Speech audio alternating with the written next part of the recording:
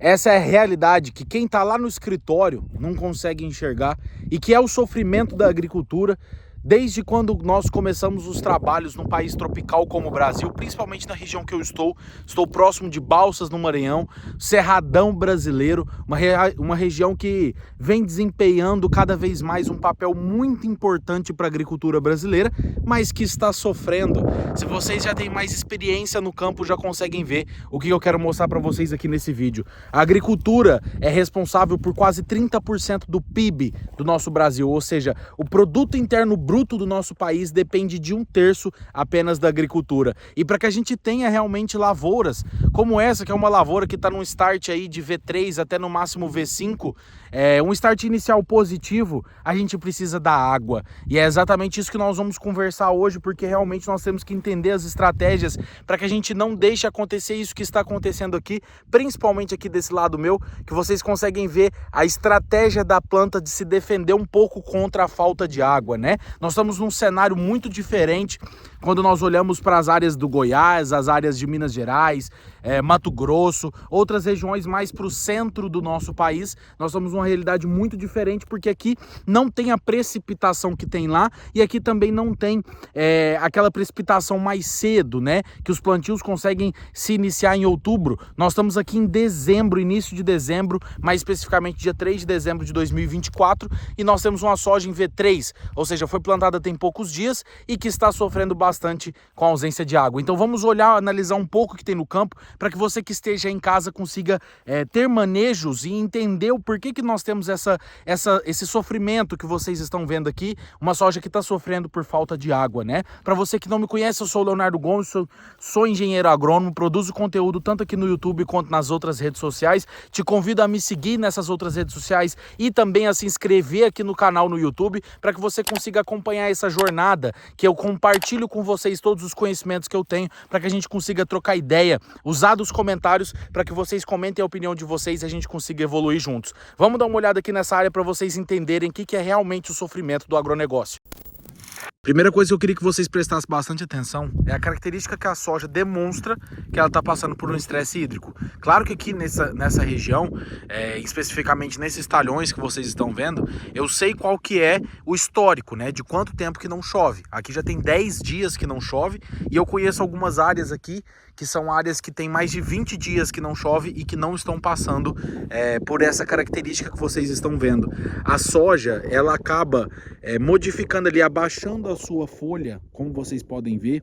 Isso não é por causa do vento, tá, gente? Isso é uma defesa da própria planta para que ela reduza a sua transpiração. E vocês podem ver que isso está praticamente em área total. Essa área que eu estou mostrando para vocês, isso está mais intenso, né? Essa característica da soja de deixar a sua folha virada para baixo, né? E não virada para cima. Isso acontece porque praticamente todas as reações do metabolismo da planta, que são fundamentais para o seu crescimento e desenvolvimento, dependem da água. Sem a água ela não consegue desenvolver, e aí ela toma algumas medidas drásticas para que ela não perca o seu potencial de crescimento e desenvolvimento por causa da ausência de água, principalmente por causa da fotossíntese, né? A reação mais básica que existe da agricultura e a mais importante depende de água, né? E aí você pode estar se perguntando, Léo, mas quais são os motivos que causam realmente a gente ter esses estresses ambientais? Óbvio que a falta de chuva é o principal deles. Aqui nessa região é uma região que está tendo um histórico muito atípico de chuvas, onde a chuva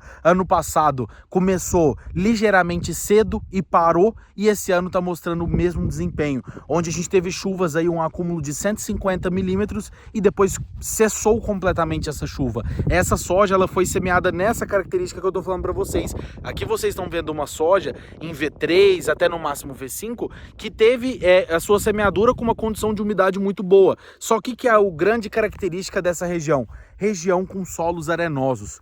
A areia, quando ela está predominante no solo, ela traz algumas características, justamente por ser uma partícula mais grossa, que é a menor retenção da água nesse perfil de solo. Ou seja, a água, quando cai no solo, ela tem mais facilidade de infiltrar para profundidade e a gente não consegue ter água em superfície para a planta. Como nós estamos falando de uma soja que está aí por volta de V3 até no máximo V5, o sistema radicular dela ainda é um sistema radicular em superfície, ou seja, ele ainda não desceu nesse perfil de solo, então ele não consegue buscar água em profundidade. Quando a gente tem um cenário como esse que eu tô mostrando para vocês, deixa eu até virar a câmera aqui. Quando a gente tem um cenário de um solo que é arenoso, igual eu tô mostrando para vocês, e que não tem uma palhada significativa, vocês estão vendo palhada. Obviamente nós temos palhada no sistema, mas é muita pouca palha para um sistema que tem predominantemente areia. Porque quanto mais cobertura vegetal nós temos nesse solo, quanto mais coberto ele tiver, mais ele vai conseguir reter água. Então quando a gente for perguntar qual que é o principal manejo para reverter, para amenizar esses estresses por causa de água? Com muita segurança eu posso te afirmar que é a palhada. Nós precisamos cada vez mais de manejos que visem a inserção da palhada no sistema. Por que que isso acontece, gente? A palhada, o resíduo vegetal, ele ajuda a reter a água, a armazenar essa água, principalmente em superfície. Ou seja, quando a gente tem uma incidência de chuva de 20 milímetros, por exemplo, que é uma pouca quantidade de água, quando a gente olha para um hectare, para um talhão inteiro, né? A gente tem que é uma água muito superficial, e quando a gente não tem essa palhada para reter essa água superficial, ela vai descer, principalmente porque nós estamos falando de solos arenosos, ela vai descer em perfil de solo e a soja não vai ter acesso a essa água que é o que nós precisamos. Quando nós falamos de matéria orgânica, vocês estão vendo aqui, facilmente, caso vocês precisem, voltem um pouco no vídeo, vocês vão ver que a gente não tem palhada de milho. Por que que nós não temos palhada de milho? Porque essa região só faz safra de soja, não tem safrinha de milho, né? Então, numa característica dessa, o que seria o ideal? Nós não temos a palhada de milho, porque a gente não vê, né, os colmos de milho em decomposição aqui no campo, e a gente poderia ver isso se tivesse essa safrinha, porque o colmo de milho ele demora mais para ser decomposto pelos micro-organismos, pela sua relação CN, né?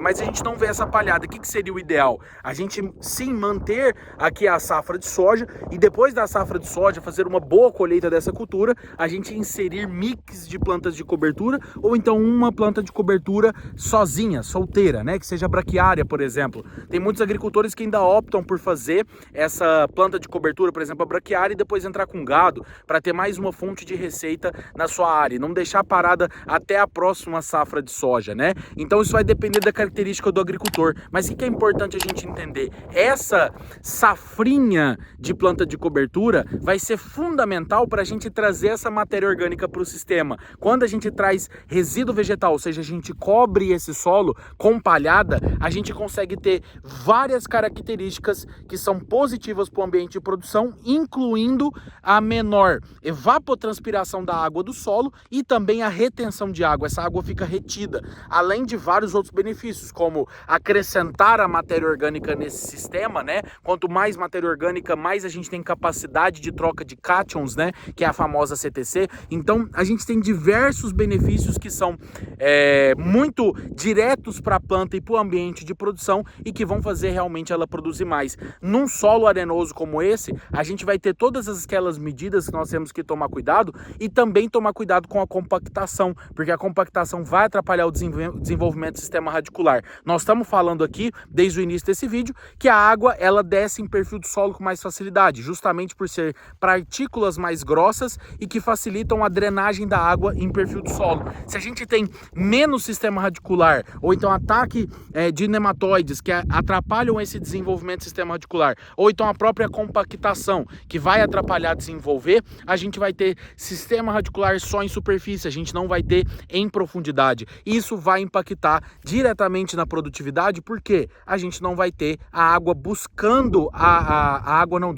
planta buscando a água que está em profundidade, justamente por ser um solo que tem característica de ser arenoso. Então, o primeiro manejo fundamental seria a inserção de palhada no sistema. Aqui nós estamos em uma área, gente, que é importante eu dizer isso para vocês, nós estamos numa área que é uma área relativamente nova. Aqui é uma área de terceiro ano. Aquela início de vídeo onde eu estava em outro talhão é uma área de segundo ano. E tem uma área mais lá para frente que está sofrendo mais ainda, que é uma área de primeiro ano. O que acontece? Em áreas novas, a gente tem a tendência a sofrer um pouco mais, porque a gente está criando esse ambiente de produção. Então, desde o início, se o agricultor já tiver essa consciência de que ele precisa trazer matéria orgânica para o sistema, que ele precisa trazer palhada, cobertura vegetal, melhor vai ser e mais rápido ele vai colher esses benefícios, para que ele consiga realmente, cada dia mais, continuar com seus manejos, continuar com a sua produtividade positiva, que traga rentabilidade e também sustentabilidade. Não adianta nada o agricultor plantar se ele não consegue pagar os seus custos de produção e também manter uma terra dessa o ano inteiro. Afinal, a fonte de receita forte mesmo vai ser a cultura da soja, e aqui ele não tem a cultura do milho. Então nós precisamos caprichar bastante nesse ambiente de produção para que o agricultor que não faça safrinha consiga colher muito bem a cultura da soja. No meu livro de soja eu falo bastante sobre isso, principalmente quando a gente vai falar de morfologia, de fisiologia da cultura da soja, a gente entender quais são os parâmetros que nós temos que olhar. A planta está sofrendo e a gente não tem muito o que fazer nesse sentido, é realmente sentar e esperar que a chuva chegue para que a gente consiga reverter esse cenário de uma soja que está sofrendo. Mas quando nós olhamos para sistema radicular e parte aérea, é importante essa identificação para a gente entender realmente que, apesar de ser uma área nova, como eu falei para vocês, a gente tem que ter esses manejos que visem, né? Então eu te convido a conhecer, caso você ainda não conheça os meus materiais, tem material tanto de soja, quanto de milho, quanto de fertilidade. Vou deixar o link aqui na descrição, porque realmente lá eu consigo abordar de forma muito mais aprofundada a parte prática, técnica e teórica, para que vocês tenham realmente em mente que nós temos o campo, nós temos a realidade do campo e nós temos aquilo que nós temos que buscar lá da teoria, da prática e da técnica para implementar no campo. Nada adianta você fazer um investimento e não colocar ele em prática, porque isso não vai surtir resultado nenhum e nem efeito nenhum. Então no meu livro eu busco bastante essa parte de pegar realmente a prática e colocar ela de forma bem descrita e didática para que a gente consiga entender que sem palhada no sistema, a cultura da soja só tem a perder. Nós falamos aqui basicamente sobre água, só que ainda falando sobre palhada, a gente podia falar sobre ciclagem de nutrientes, a gente poderia falar de vários outros pontos benéficos e que estão descritos no livro e que devem ser atentos e devem ser olhados aqui no campo. Se você gostou desse vídeo, não esquece de se inscrever aqui no canal. Cada dia mais eu estou me esforçando para trazer conteúdos, para compartilhar conhecimento, para a gente aprender juntos. Então deixa aqui nos comentários a sua opinião, se você nessa safra 24-25 está passando pelo mesmo problema de acabar sofrendo aí as suas lavouras ou dos clientes que você atende por causa de falta de água. A agricultura sofre por causa disso, nós temos que estar atentos e nós que somos profissionais que trabalhamos nessa área temos que estudar para buscar reverter cada vez mais esse cenário no nosso país. Então não esquece de se inscrever aqui no canal, deixar seu like, o seu comentário que é muito importante para mim. Até o próximo vídeo!